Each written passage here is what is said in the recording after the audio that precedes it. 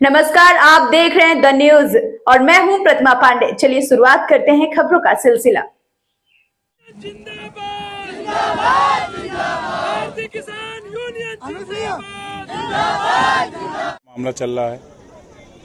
पूरे प्रदेश में खाद की दिक्कत है किसान को, पूरे प्रदेश में बिजली की दिक्कत है और एक सबसे बड़ा जो मुद्दा है कि जो फर्जी मुकदमे किसानों के ऊपर और आम जनता के ऊपर दर्ज किए जा रहे हैं, वो एक बहुत चिंता का विषय है।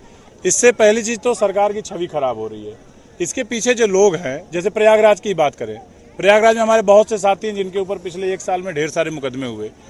जब उन मुकदमों का विरोध होता है तो अधिकारी ये कहते हैं कि इसकी जांच करा के खत्म कर दिया जाएगा, लेकिन आज तक खत्म एक भी नहीं हुआ। उसमें लोगों को फंसा के रखा जाता है। तो एक आम आदमी कचहरी दौड़े, पुलिस के ऑफिस में दौड़े, सीओ के यहाँ दौड़े, इंस्पेक्टर के यहाँ दौड़े या अपना काम करे, अगर उसका कसूर नहीं है। भूमाफियाओं के नाम पे कार्रवाई हो रही है, कार्रवाई आम जनता पे हो रही है। खाद के लिए किसी के पास जाओ, सुनने को तैयार नहीं, कह रहे हमारे पास खाद की कमी है, भंडारण ही नहीं है। जमीन पे कुछ और है, कागज पे कुछ और है। सरकार कागज में कहती है क्योंकि अधिकारी कागज बना करके देते हैं। यहाँ इलाहाबाद में जमीन किसान की है, मुकदमा चल रहा है। जो मुकदमा देख रहा है, जिस अधिकारी के टेबल पे मुकदमा है, पहले उस जमीनों को वो अपने रिश्तेदारों के नाम एग्रीमेंट कराता है, दूसरी पार्टी से तय करता है और उसके बाद उसको अपने रिश्तेदारों के नाम रजिस्ट्री करा देता है। इस तरीके के बहुत से मामला, एक मामला एयरपोर्ट का है, वहाँ जुआ जैसी तमाम चीज़ें हैं। मैंने अधिकारियों से भी शिकायत किया, अधिकारी को ये कहना है कि इंस्पेक्टर सुनता नहीं है।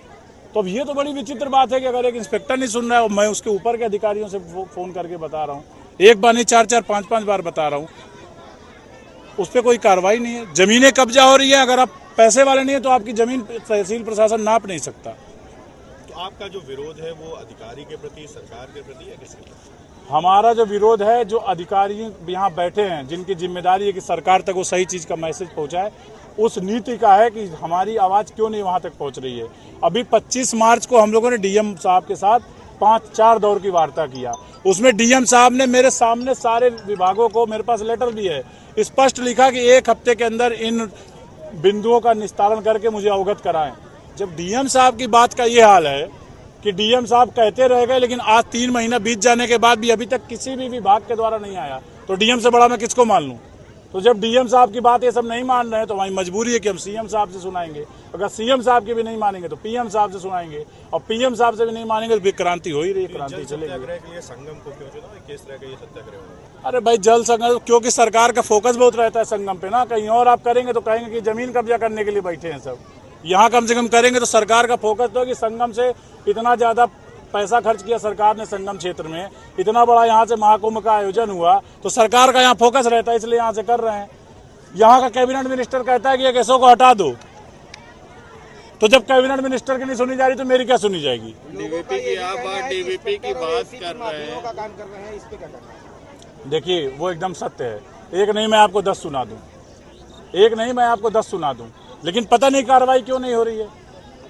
पुलिस से मेरा कोई पंगा नहीं है, लेकिन आप गलत करोगे तो आवाज उठाएंगे। हमारा जो मामला है वो रेवेन्यू से, इरिगेशन से और भूमि अधिग्रहण से ज्यादा है, लेकिन पुलिस की जो करतूतें हैं, जिस इंस्पेक्टर ने गलत किया उसके खिलाफ आंदोलन होगा और होता रहेगा। और अधिकारियों को इसलिए कोसना जरूरी है क्योंकि अधिकारी उसका संज्ञान नहीं ले रहे। की बात आप कर रहे हैं, मगर सरकार के जो गौ रक्षा प्रभारी वो कह रहे हैं गौ आधारित आप खेती करें, तो उस पर क्या? अरे गौ आधारित पूछिए, खुद कभी किए हैं गौ आधारित खेती कि हम ही लोग कर लें? हम लोग तो क्या करते हैं, जो गाय पाल रखे उसका गोबर क्या करते हैं, खा तो जाते नहीं है भाई, कहीं ना कहीं हम लोग खेतों में ही डालते हैं ना, लेकिन उससे नहीं पूरा होता तो खाद डालने का काम करते हैं। सरकार कहे तो नहीं कि सरकार उत्तर प्रदेश को घोषित कर दे कि ऑर्गेनिक स्टेट है, यहाँ खाद प्रतिबंधित है, सब अपने आप सही हो जाएगा। तो सरकार तो घोषित नहीं कर रही है, जैसे सिक्किम है उसी तरीके से आप इसको ऑर्गेनिक स्टेट घोषित कर दो, सब कुछ आ जाएगा, सब खाद छोड़ देंगे, सब गोबर की खाद पे आ जाएंगे। सरकार का कहना है कि अभी 6 महीने का स्टॉक भरपूर है, कोई किसी चीज सरकार झूठ बोल रही है। आप जाके किसी भी सहकारी समिति पे किसान बन के चले जाइए कि मैं फला गाँव का रहने वाला हूँ, मुझे वो है। जो इससे जो गांव का किसान था, जैसे गांव के कुछ लोग बाहर चले गए शहरों में, अपना खेत उन्होंने दे दिया किराए पे, तो अब जो किराए पे खेत ले लिया, 20 बीघे की खेती अगर कोई गांव का गरीब आदमी कर रहा है कर्जा लेकर के, केसीसी लोन लेकर के, तो उसको खाद मिलेगी नहीं क्योंकि उसके नाम से है नहीं वो खेत, तो वो कैसे करेगा उस खेतों? इस आंदोलन की दिशा है कि आंदोलन लंबा चलेगा, जब तक मांगों पे आश्वासन से काम नहीं चलेगा। मांगों पे ठोस निर्णय चाहिए, काम चाहिए। सरकार अधिकारियों को निर्देशित करें, अधिकारी यहाँ काम शुरू करें, किसानों की समस्याओं का समाधान करें, फिर हम आगे का सोचेंगे। जी आने वाले हैं। हाँ, टिकैत साहब बिल्कुल आएंगे, क्यों नहीं आएंगे। अनुज सिंह, युवा प्रदेश अध्यक्ष, भारतीय किसान यूनियन उत्तर प्रदेश।